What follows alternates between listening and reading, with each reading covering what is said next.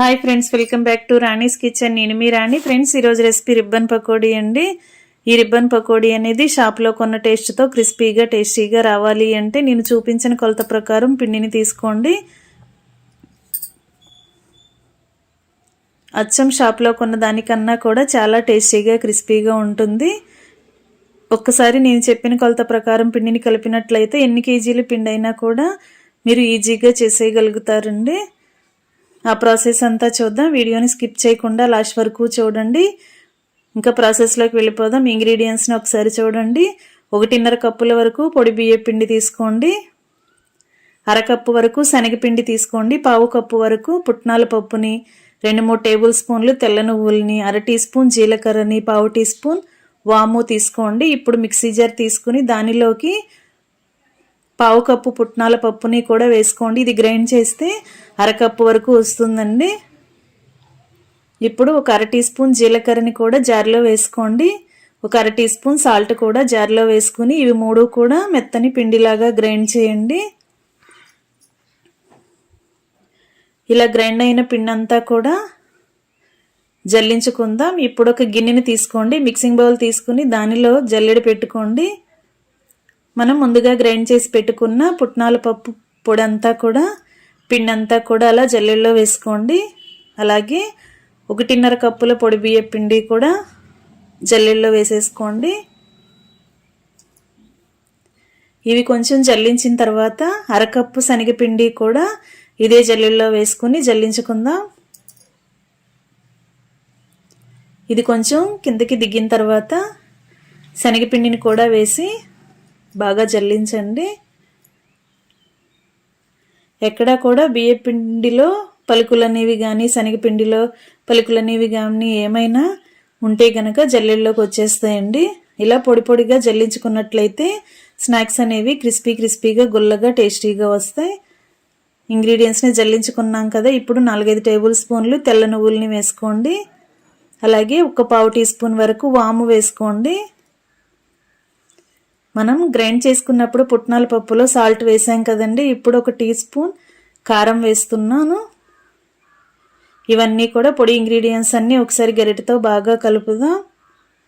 దీనిలో వేడివేడిగా ఉన్న ఆయిల్ని ఒక 2 టేబుల్ స్పూన్ల వరకు వేసి పిండిని గరిటెతో బాగా కలపండి. వేడివేడిగా ఉన్న ఆయిల్ని ఇలా పిండిలో కలిపినట్లయితే పిండి అంతా కూడా బాగా మగ్గుతుంది. స్నాక్స్ అనేవి గుల్లగా టేస్టీగా వస్తాయి, కరకరలాడుతూ కమ్మగా అనిపిస్తాయి. గరిటె పక్కన పెట్టి చేత్తోనే పిండిని బాగా రఫ్ చేస్తూ కలిపినట్లయితే మనం వేసిన ఇంగ్రీడియంట్స్ అన్నీ పిండికి పడతాయి. అలాగే ఆయిల్ కూడా పిండికి బాగా పడుతుంది. ఇప్పుడు కొంచెం కొంచెంగా వాటర్ని పోసుకుంటూ పిండిని మరీ చపాతీ పిండిలాగా గట్టిగాను కాకుండా మరీ జారుగాను కాకుండా కొంచెం సాఫ్ట్గా కలుపుకోండి. ఒకేసారి ఎక్కువగా వాటర్ పోయకుండా కొంచెం కొంచెంగా పోసుకుంటూ పిండిని కరెక్ట్గా కలుపుకోండి.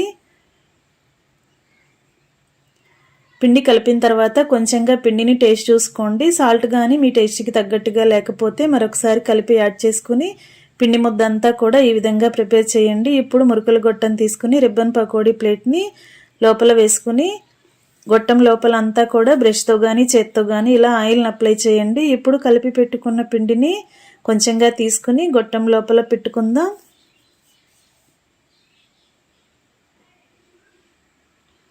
ఇప్పుడు ఈ మురుకుల గొట్టాన్ని క్లోజ్ చేసుకుని దీనిని పక్కన పెట్టుకోండి.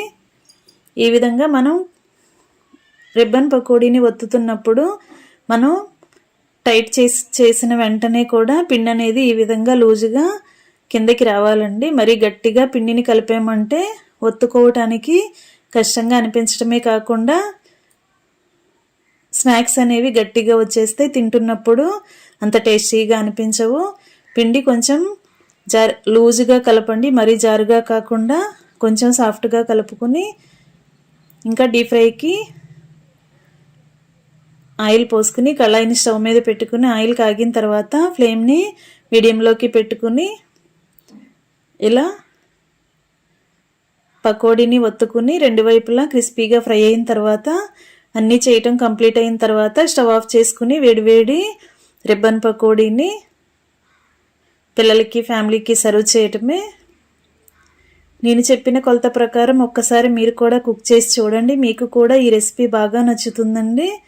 షాప్లో కొన్న దానికన్నా కూడా చాలా టేస్టీగా ఉంటుంది. నేను చెప్పిన కొలత ప్రకారం 1.5 కప్పుల పొడి బియ్య పిండిని, అరకప్పు శనగపిండిని, అరకప్పు పుట్నాల పప్పు పిండిని, అంటే పప్పు పావు కప్పు ఉంటుంది. గ్రైండ్ చేసిన తర్వాత పుట్నాల పప్పు పిండి అనేది అరకప్పు వరకు వస్తుంది. అరకప్పు శనగపిండి, అరకప్పు పుట్నాల పిండి, 1.5 కప్పుల పొడి బియ్య పిండి. ఈ కొలత ప్రకారం ఈ 3 కూడా మిక్సింగ్ బౌల్లో వేసుకుని తగినంత సాల్టు, కారము, తెల్ల నువ్వులు వేసుకుని కొంచెంగా వాము వేసుకుని వేడివేడిగా ఉన్న ఆయిల్ని 2 టేబుల్ స్పూన్లు పోసి పిండిని కలిపి ఈ విధంగా చేసి చూడండి. ఇంట్లో చిన్నపిల్లల నుంచి పెద్ద వయసు వారు కూడా చాలా ఈజీగా నమలగలుగుతారు, అంత టేస్టీగా ఉంటుంది. మీరు కూడా ట్రై చేసి చూడండి. Thanks for watching. నేను మీ రాణి.